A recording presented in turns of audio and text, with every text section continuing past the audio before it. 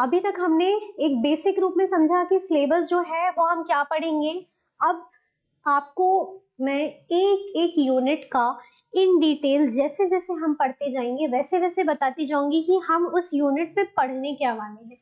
जैसे एग्जाम्पल के तौर पर ये देखिए, unit 1, sorry students, Hindi medium वाले जो स्टूडेंट्स हैं, इसमें हिंदी का नहीं लिखा है अभी, पर मैं आगे की स्लाइड्स में उसको आपको ऐड कर दूंगी, तो उस चीज का बिल्कुल भी टेंशन मत लीजिएगा। जैसे यूनिट 1 है, यूनिट 1 में हम 11 टॉपिक्स को कवर करने वाले हैं। दिखने के लिए बहुत ज्यादा आपको लग रहा होगा, लेकिन जब हम पढ़ेंगे तो बहुत अच्छे से अंडरस्टैंडिंग हो जाएगी आप लोगों के अंदर।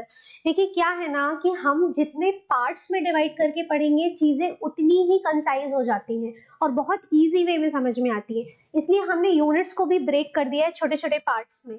जैसे यूनिट 1 में हम इंट्रोडक्शन देखेंगे, बेसिक की होता क्या है मैनेजमेंट, फिर हम उसका इवैल्यूएशन ऑफ मैनेजमेंट देखेंगे, हिस्टोरिकल बैकग्राउंड की कहाँ से स्टार्ट हुआ, फिर हम देखने वाले हैं कि कंसेप्ट क्या है मैनेजमेंट का, डेफिनेशन, कैरेक्टरिस्टिक्स, स्कोप, ऐसे बहुत सारी चीजें हमारी एक एक करके आती जाएंगी जो कि आपकी जल्दी जल्दी कवर हो जाएंगी। चलिए, अब इस तरीके से आपका सिलेबस डिवाइड होने वाला है, ये आप समझ गए हैं। ये आपको एग्जाम्पल था एक यूनिट का जिसको कि हम आज से स्टार्ट कर रहे हैं। नेक्स्ट यूनिट जैसे ही आएगी तो आपको नेक्स्ट यूनिट की भी ऐसे एक मिल जाएगा पेज कि आपको उस यूनिट में क्या क्या टॉपिक्स आपके कवर होने वाले हैं। चलिए, यूनिट 1 का टॉपिक 1, यूनिट 1 का जो टॉपिक 1 है दैट इज इंट्रोडक्शन, उसको हम शुरू कर रहे हैं पढ़ना, जिसका सभी को बेसब्री से इंतजार था कि जब से मैम डिस्कशन ही कर रही हैं मेन टॉपिक पर कब आएंगी। तो अब फाइनली हमारा जो टॉपिक है वो स्टार्ट होता है, that is introduction of management या प्रबंधन का परिचय, जिसका हम सभी बेसब्री से इंतजार कर रहे थे कि आखिर हम प्रबंधन पर कब आएंगे इतने सारे डिस्कशन के बाद। सो फाइनली अपना टॉपिक स्टार्ट हो चुका है, दैट इज प्रबंधन का परिचय। सामान्य रूप से आप देखेंगे तो जो प्रबंधन है वो एक यूनिवर्सल कंसेप्ट है। यूनिवर्सल कंसेप्ट है, इस वर्ड को भी आप बहुत अच्छे से याद रखिएगा क्योंकि ऑब्जेक्टिव में ये भी पूछ सकता है आपसे कि ये कंसेप्ट कैसा है, यूनिवर्सल है ना कि नहीं है। डेफिनेटली यूनिवर्सल है ये concept. A universal concept that is needed in every organization, whether it is a business, NGO, government body, कुछ भी हो, ठीक है, सभी के लिए मैनेजमेंट बहुत ज्यादा इंपॉर्टेंट रोल प्ले करता है। तो अगर हम देख रहे हैं तो ये एक सार्वभौमिक अवधारणा है जिसकी आवश्यकता हर संगठन को होती है, चाहे वो व्यावसायिक संगठन हो आपका या एक गैर व्यावसायिक संगठन हो आपका, या फिर आपके गैर व्यावसायिक संगठन मतलब जो एनजीओज होते हैं लाइक हॉस्पिटल, स्कूल्स, ये सभी, या सरकारी निकाय क्यों ना हो, इन सभी में आपको मैनेजमेंट का एक बहुत ही महत्वपूर्ण डिपार्टमेंट होता है या एरिया होता है जो सभी चीजों को मैनेज करता है। इसको मैं आपको छोटे से एग्जाम्पल के माध्यम से बताना चाहूंगी। हम सभी स्कूल गए हैं ना, तो हम सभी जब स्कूल गए हैं तो आपने देखा होगा कि स्कूल को मैनेज करने के लिए मैनेजमेंट डिपार्टमेंट होता था, जहां पर वो सारे टीचर्स को उनकी जो वर्किंग थी, ड्यूटीज थी, वो अलॉट करती थी कि ये जो टीचर्स हैं इनका ये शेड्यूल होगा, इनको ये सारी क्लासेस लेनी है, section A B C D इनमें डिवाइडेड होती थी चीजें, और साथ ही साथ प्रिंसिपल होते थे, वाइस प्रिंसिपल होते थे, अनदर स्टाफ होता था, बहुत सारे सेक्शंस पे डिवाइड करके रखा हुआ था। तो हमने चीजों को पार्ट्स में डिवाइड किया।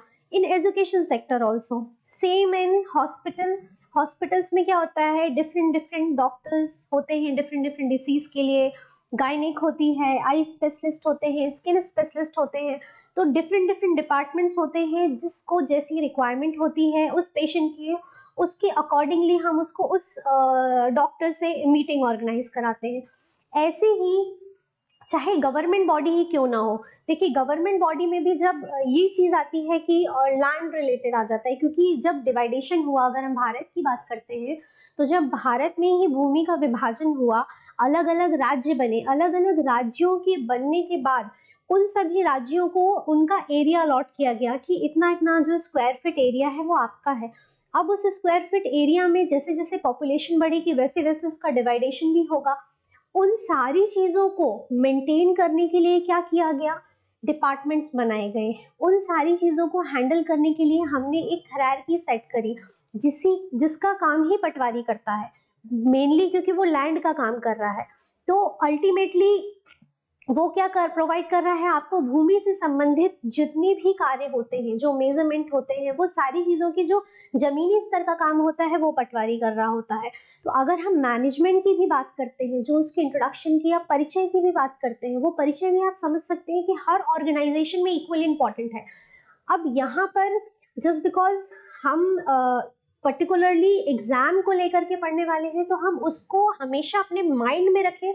उस प्रोफाइल को जब आप इमेजिन करके रखेंगे कि हाँ ये एक पर्टिकुलर प्रोफाइल है, इससे रिलेट करके चीजें पढ़नी है, तो आपके अंदर एक बेसिक अंडरस्टैंडिंग डेवलप होगी।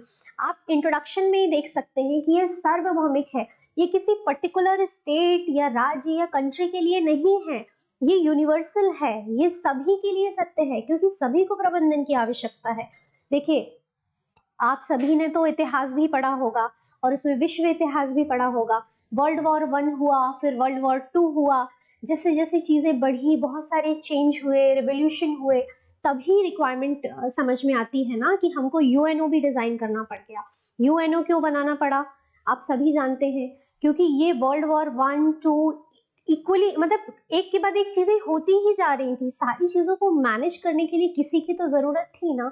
तो हर ऑर्गेनाइजेशन को रिक्वायरमेंट होती है, चाहे वो गवर्नमेंट हो चाहे वो प्राइवेट हो, इवन हमको घर में भी मैनेजमेंट की आवश्यकता होती है। इसीलिए इसका इंट्रोडक्शन इज वेरी सिंपल, पर आपका फोकस होना चाहिए कि ये एक यूनिवर्सल है, इस बात को आप कभी भी नहीं भूलेंगे। नेक्स्ट,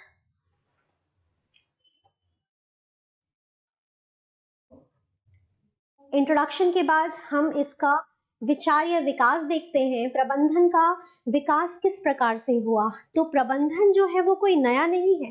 प्रबंधन जो है वो तो तब से आया है जब से मानव सभ्यता का विकास हुआ। शुरुआती दौर में अगर हम देखते हैं तो शुरुआत में जब आदि मानव रहा करते थे, वो लोग इंडिविजुअल बेसिस पे रहते थे, ग्रुप्स बना के तो रहते नहीं थे, सब अपना अपना रह रहे हैं, उनका कोई लिविंग पैटर्न ही नहीं था, तो उनको इतनी चीजों की रिक्वायरमेंट नहीं थी। लेकिन धीरे धीरे उन्होंने भी जब आगे बढ़ना शुरू किया, जब उनकी भी पॉपुलेशन बढ़ी, तब उनको रियलाइज हुआ कि नहीं, अगर समूह में रहेंगे तो शायद हम चीज़ों को ज़्यादा अच्छे से कंडक्ट कर पाएंगे या ज़्यादा अच्छे से अचीव कर पाएंगे। उन लोगों ने समूह बनाना शुरू किया। जब समूह बनाना शुरू किया तो उसमें फिर आपको लीडर भी चाहिए होगा जो चीज़ों को संभाल पाए या गाइड कर पाए, कि अगर कोई जैसे औजारों का निर्माण किया या अग्नि का निर्माण किया, तो सारी चीजों में कोई एक चीज एक हैंडल कर रहा है तो दूसरी चीज दूसरा हैंडल कर रहा है, तो सबको वर्किंग भी अलॉट करने का टास्क आ गया। तो वर्किंग अलॉटमेंट भी हो रहा है, वर्क भी हो रहा है और सब कुछ मैनेज भी हो रहा है। ये सारी चीजें जैसे ही समूह बनता है तुरंत ही आपको आवश्यकता पड़ जाती है प्रबंधन की। इंडिविजुअल बेसिस पे तो पड़ती ही पड़ती है, लेकिन समूह में भी पड़ जाती है।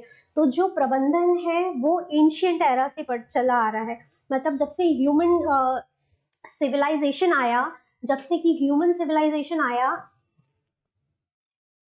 जब से ह्यूमन सिविलाइजेशन आया तब से ही आपको मैनेजमेंट का उद्भव शुरू हो गया कि अब तो मैनेजमेंट रिक्वायर्ड ही है। तो मैनेजमेंट अकॉर्डिंग टू टाइम धीरे धीरे इसकी जो इम्पोर्टेंस है वो बढ़ती गई। जैसे अगर हम बात करें पर्टिकुलरली इंडिया की, तो इंडिया की इंडिपेंडेंस के बाद हमको ऐसा लगा, गवर्नमेंट को ऐसा लगा कि अभी ज़रूरत है कि हमको, चूंकि अपना संविधान भी बनाना है, आगे की भी प्रक्रियाएं करनी है, सारी इतनी सारी पॉपुलेशन को भी हैंडल करना है, तो सारी चीज़ों के लिए प्रबंधन कितना महत्वपूर्ण है।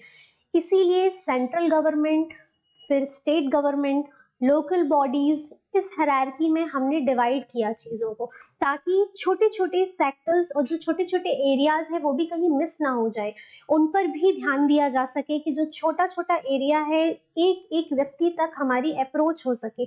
इसीलिए सेगमेंट्स में गवर्नमेंट को भी विभाजित कर दिया गया, नहीं तो क्या एक ही गवर्नमेंट नहीं काम कर सकती थी। जैसे दूसरी कंट्रीज का अगर हम कंसेप्ट देखते हैं तो दूसरी कंट्रीज में तो सिंगल गवर्नमेंट वाला कंसेप्ट भी होता है, पर हमारे यहाँ पर सेंट्रल, स्टेट और लोकल बॉडीज वाला कंसेप्ट है, क्योंकि इंडिया की पॉपुलेशन जो है वो डे बाय डे बढ़ती पहले भी जा रही थी और अभी भी बढ़ती ही जा रही है कोविड के बाद। तो सारी चीज़ों को हैंडल करने के लिए हमको तो और भी ज़्यादा इवन मॉडर्न अप्रोच का मैनेजमेंट रिक्वायर्ड होने लगा। तो जैसे जैसे समय बढ़ता है वैसे वैसे प्रबंधन के तरीके भी बदलते जाते हैं, जिनको कि हम समय के अनुरूप देखते जाएंगे। जब शुरू में प्रबंधन आया तब क्या था, ट्रेडिशनली क्या था, और आधुनिक समय में क्या हो गया है, और कैसे कैसे उसमें परिवर्तन आए, हम उन सभी को भी कवर करेंगे। देखिए, डेवलपमेंट ऑफ मैनेजमेंट का ये छोटा सा एक डायग्राम काइंड ऑफ है कि समय के अनुरूप चीजें बदलती जा रही हैं। जैसे इंडिया में ग्लोबलाइजेशन आया 1990 में। ग्लोबलाइजेशन आने से क्या हो गया, इंटरनेशनली ट्रेड होने लगे या अंतरराष्ट्रीय व्यापार होने लगे। तो अब बहुत सी चीजों की इंपॉर्टेंस बढ़ गई, व्यापार में भी आपको बहुत सी चीजें अपडेटेड करनी पड़ गई। साथ ही साथ में लैंग्वेज भी, जो इंग्लिश आजकल इतनी इंपॉर्टेंट रोल प्ले कर रही है, तो वो भी चीज क्यों आ गई, क्योंकि आपको डील करना है ना दूसरी कंट्री से। तो ग्लोबलाइजेशन होने के कारण बहुत सी चीजों में चेंज आया, टेक्नोलॉजिकली हम अपडेटेड हुए, आजकल डिजिटलाइजेशन का जमाना आ गया है। तो ये सारी चीजें कैसे हो रही हैं, जैसे जैसे समय बढ़ता जाता है वैसे वैसे तौर तरीके बदलते जाते हैं। इसीलिए आजकल मैनेजमेंट या प्रोफेशनल स्टडीज का भी क्रेज बढ़ गया है, आप देखेंगे। और यही जो क्रेज है ये हमारे गवर्नमेंट एग्जामिनेशन में भी देखने मिल रहा है, जिसका एग्जाम्पल ही है कि ये सिलेबस में ऐड किया गया आपके। नेक्स्ट हम देख रहे हैं concept of management. Concept of management को डिवाइड किया है हमने बेसिकली टू टॉपिक्स में, दैट इज ट्रेडिशनल और मॉडर्न। ट्रेडिशनल और मॉडर्न तरीके से हमने इसको डिवाइड किया है। क्यों किया है, क्योंकि जैसे मैं आप लोगों को बता रही थी कि एक तरीका था परंपरागत, जो लोग पहले से चले आ रहे थे, कि एक मैनेजमेंट का तरीका था जो पहले के जमाने में जब मानव सभ्यता विकसित हुई तब जो चला आ रहा था वो था, जिसमें कि क्या बोला गया था ट्रेडिशनल कंसेप्ट में, art of getting things done by others. ठीक है, जो भी मतलब दूसरों से काम करवाने की कला, कि हमको काम तो निकलवाना है, अल्टीमेटली सारा काम तो हम खुद करने वाले नहीं है ना, आप लोगों की तरह। तो वही चीज है कि काम करवाना है लेकिन दूसरों से करवाना है, तो दूसरों से काम करवाने की कला को ही प्रबंधन बोल दिया। पर जैसे जैसे समय बढ़ा, परिवर्तन आया, अब आधुनिक दौर में आप दूसरों से इतना आसानी से काम नहीं निकलवा सकते, आपको बहुत सी टेक्टिक्स और स्ट्रैटेजीज और ब्रेन बहुत कुछ यूज करना पड़ता है, तब जा करके आप दूसरों से काम निकलवा पाएंगे। तो वही आपकी मॉडर्न अप्रोच बन जाती है। मॉडर्न अप्रोच में जैसे देखिए, पहले क्या होता था, पहले के टाइम पे आप किसी को भी वर्क करने के लिए बोलते थे, कोई इजीली कर लेता था क्योंकि इतना कंपटीशन नहीं था। लेकिन आज क्या ऐसा है, ऐसा बिल्कुल भी नहीं है। तो क्या ट्रेडिशनल तरीके से, जैसे वो बही खाते में ऑन पेपर पूरी वर्किंग होती थी मैन्युअली, क्या अभी भी वैसी ही वर्किंग है? बिल्कुल भी नहीं है। तो पैटर्न भी चेंज हो गया ना, आपको मैनेज करने के तरीके को भी बदलना पड़ेगा। सेम चीज यहाँ पर भी एप्लीकेबल होती है कि अब मॉडर्न अप्रोच आ गई। मॉडर्न अप्रोच आई तो मॉडर्न अप्रोच क्या बोलती है, मॉडर्न जो अप्रोच है वो हमको यहाँ पर ये बताती है कि आधुनिक प्रबंधन का जो सिद्धांत है वो आधुनिक दुनिया के लिए आया है भाई। ठीक है, क्योंकि क्या विकसित हो गई है, अब टेक्नोलॉजिकल अपडेशन हो गया है, मतलब कि टेक्निकली अपडेटेड हो गए हैं, प्रौद्योगिकी आ गई ना आपके पास, टेक्नोलॉजी आ गई है आपके पास। तो अब प्रौद्योगिकी का विकास हो गया है, टेक्नोलॉजिकली आप अपडेटेड हो गए हैं, तो अब आप नए नए तरीकों से काम कर सकते हैं। जरूरी नहीं है ना कि हम मैन्युअली लोगों से पूरा डेटा को एंटर कराएं। अब डेटा एंट्री कंप्यूटर के माध्यम से भी हो सकती है, क्योंकि काम टास्क तो बहुत सारे हैं लेकिन लोग भी बहुत हैं वैसे तो इंडिया में। लेकिन स्टिल अगर हम टेक्नोलॉजी का यूज करके काम को इजीली शॉर्ट टाइमिंग में कर सकते हैं तो why we are using people rather than technology. इसीलिए आजकल कंप्यूटराइज हो गया है। इवन अभी मैं लास्ट टाइम दिल्ली गई थी, तब ट्रेन में जो टीटी थे वो भी टैब में पूरा चेक कर रहे थे, एंट्री कर रहे थे। तो एक न्यू अपडेशन उनके लिए भी था, थोड़ा सा अनकंफर्टेबल भी हो रहे थे क्योंकि एक नया आया है ये चीज। पहले मैनुअली वो पेपर शीट लेकर के जाया करते थे, बट अभी दे स्टार्ट यूजिंग टैब। तो धीरे धीरे अडॉप्ट हो रही हैं चीजें। फॉरेन इसलिए तो आगे है ना, और अभी भी हम डेवलपिंग कंट्री है, तो बट धीरे धीरे डेवलपमेंट हो रहा है। ये कंसेप्ट क्लियर है आप सभी को? बहुत ही सिंपल है, जीवन से जोड़ के देखते जाओगे तो समझते जाओगे चीजों को। अब देखिए, डेफिनेशंस काफी सारी हैं, मैंने यहाँ पर 2-3 लिखी हैं, हम आगे आपको लिंक डिस्क्रिप्शन में दे देंगे रिमेनिंग जो भी मतलब मैनेजमेंट से रिलेटेड इंपॉर्टेंट डेफिनेशंस है। बिल्कुल कंफ्यूज मत होना, गूगल करके नंबर ऑफ डेफिनेशंस आ जाएंगी, बहुत ज्यादा वरिड हो जाओगे कि इतनी सारी कैसे लर्न करनी है, हम ऑब्जेक्टिव्स में ही कवर कर लेंगे। बट हाँ, मैंने आप सभी को एक जनरलाइज आइडिया के लिए दिया है कि आपको पता हो कि हमको डेफिनेशन को भी याद रखना है, इसको हम ऑब्जेक्टिव में कवर करने वाले हैं आगे चल के। चलिए स्टूडेंट्स, आज के लिए मैंने आपको एक बेस रेडी करवाया है कि प्रबंधन में क्या चीजें होती हैं, उसका परिचय कैसा है, क्या उसकी अवधारणा रही है, उन चीजों को हमने जाना और हमने समझने की कोशिश की है कि बेसिक प्रबंधन क्या है। अब मैं आपको क्या करना चाहूंगी कि आपको अवगत कराना चाहूंगी उन प्रश्नों से जो कि आपको पूछे जा सकते हैं, क्योंकि आपका पेपर आना तो ऑब्जेक्टिव है, इसलिए हम डेली थोड़े थोड़े से ऑब्जेक्टिव लेते जाएंगे, जिससे आपको एक साथ बल्क में ऑब्जेक्टिव्स दे भी दूंगी तो आपको उतने सारे समझ में नहीं आने वाले हैं। हम पर डे ऑब्जेक्टिव के सेक्शन को भी डिवाइड करते जाएंगे, इवन जैसे जैसे हम टॉपिक कवर करेंगे उन टॉपिक में से ही हम ऑब्जेक्टिव्स बनाते जाएंगे डेली, कि आपको बहुत इजीली वो चीजें फैक्चुअल वे में भी याद होती जाएं और आप उन चीजों की अंडरस्टैंडिंग को भी डेवलप कर सके। चलिए, ऑब्जेक्टिव क्वेश्चंस का पहला क्वेश्चन है हमारा, प्रबंधन है, मैनेजमेंट इज। कुछ ही देर पहले हमने चर्चा की थी कि प्रबंधन जो है वो एक कला भी है और विज्ञान भी है, तो ये दोनों चीजों का समावेश है। इसीलिए आपका जो आंसर है वो क्या है, कला एवं विज्ञान दोनों, बोथ आर्ट एंड साइंस। तो इसका करेक्ट आंसर क्या होगा, ऑप्शन 1 का correct answer is answer C, that is both art and science. अगला क्वेश्चन आता है, प्रबंधन वही है जो प्रबंधन कार्य करता है। ये सेंटेंस सुनने में थोड़ा सा अजीब लगेगा क्योंकि ये एक परिभाषा है, पर परिभाषा में से कीवर्ड्स आपको पकड़ने हैं, ठीक है। अब परिभाषा, ये परिभाषा किसने प्रतिपादित की है, management is what the manager does, management is what the manager does. जो परिभाषा है वो बेसिकली किसने दी है, तो वो दी है लुइस एलिन ने। देखिए, ये अभी आप लोगों को याद नहीं होगा, पर ऑब्जेक्टिव के फॉर्म में आप इसको बार बार देखेंगे तो धीरे धीरे आपको ये चीजें समझ में आ जाएंगी और याद होती जाएंगी।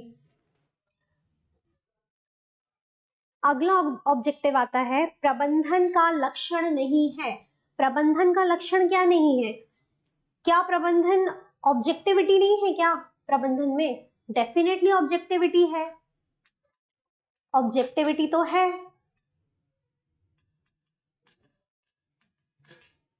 ठीक है, तो प्रबंधन में ऑब्जेक्टिविटी भी है, प्रबंधन जो है वो यूनिवर्सल है भाई, ये तो हमने शुरू में ही देख लिया था कि सार्वभौमिक है, हर किसी को प्रबंधन की आवश्यकता है, ऐसा नहीं है कि इंडिविजुअल को नहीं है या ग्रुप को नहीं है या किसी पर्टिकुलर देश को नहीं है, हर किसी को आवश्यकता है, तो वो सार्वभौमिक तो है ही है।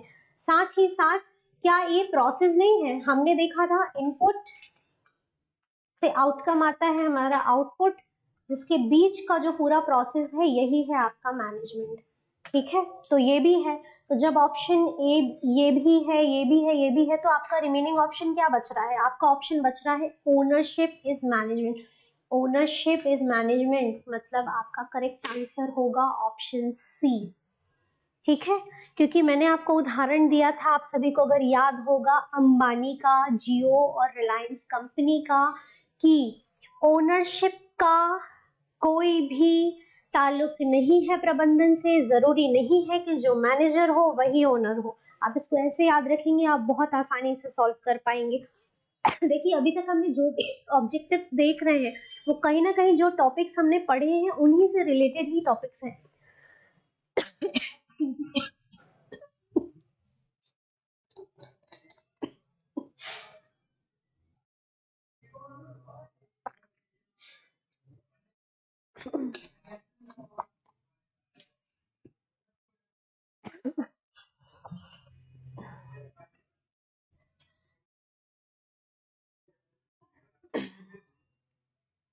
चलिए, नेक्स्ट क्वेश्चन हमारा है, पेशे की विशेषता, ठीक है।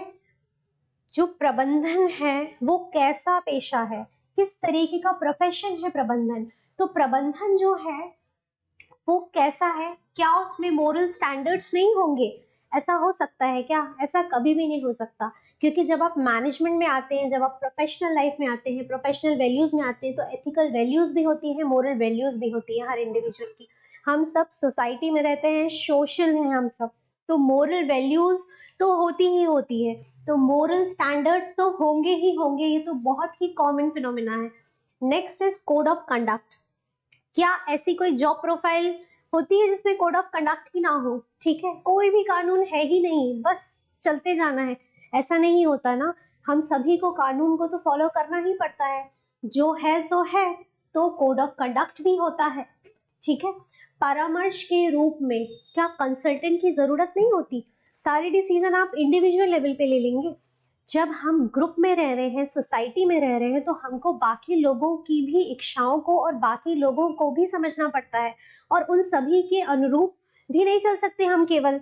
तो हम कंसल्ट करते हैं कि क्या बेस्ट होगा जो हम सभी के लिए अच्छा हो, इसलिए कंसल्ट भी होता है। ठीक है, और परामर्श भी होता है, तो नैतिक मानदंड भी होंगे, आचार संहिता भी होंगी, और परामर्श का रूप भी होगा। तो परामर्श भी हो रहा है, आचार संहिता भी हो रही है, और नैतिक मानदंड भी हो रहा है। तो पेशे की विशेषता में क्या आता है? काफी स्पेशल है मैनेजमेंट, इसलिए ऑल ऑफ दी अबव, उक्त सभी। तो करेक्ट आंसर आपका आंसर डी है। नेक्स्ट आता है, नीतियों एवं लक्ष्यों का निर्धारण किया जाता है। Policies and goals are determined. Policy और गोल्स, बताइए पॉलिसीज और गोल्स कौन बनाता है? पॉलिसीज और गोल्स कौन बनाता है, बताइए आप सभी। पॉलिसी और गोल जो है वो सरकार बनाती है, गवर्नमेंट बनाती है। गवर्नमेंट ने बनाया पॉलिसी और गोल। अब देखिए, गवर्नमेंट ने क्या कर दिया, पॉलिसी बनाई, गोल्स सेट किए कि भाई ये पॉलिसी है। गवर्नमेंट जो होती है, सरकार जो होती है, वो तो पॉलिसी बना देती है। पॉलिसी का एग्जीक्यूशन किसको करवाना होता है? एडमिनिस्ट्रेशन को कराना होता है। ठीक है, तो आ गया ना आपका एडमिनिस्ट्रेशन यहाँ पर भी। ठीक है, एडमिनिस्ट्रेशन आ गया मतलब कि मैनेजमेंट आ गया आपका। तो पॉलिसीज भी बन रही है और प्रबंधन भी हो रहा है। तो आप खुद सोच के देखिए कि गवर्नमेंट जो पॉलिसीज बनवा रही है, वो पॉलिसी रन किसके थ्रू करवा रही है? एडमिनिस्ट्रेशन के थ्रू करवा रही है। इसीलिए नीतियों और लक्ष्यों का निर्धारण किया जाता है किसके द्वारा? एडमिनिस्ट्रेशन के द्वारा। ठीक है, क्लियर है आप सभी को ये चीज? कोई डाउट तो नहीं आ रहा है ना इस पे? बहुत ही सामान्य है ये। हम थोड़ा सा भी अगर अपना कॉमन सेंस यूज करेंगे ना, तो भी हम ये एमसीक्यूज को सॉल्व कर ले जाएंगे, कोई इशू नहीं है। चलिए नेक्स्ट।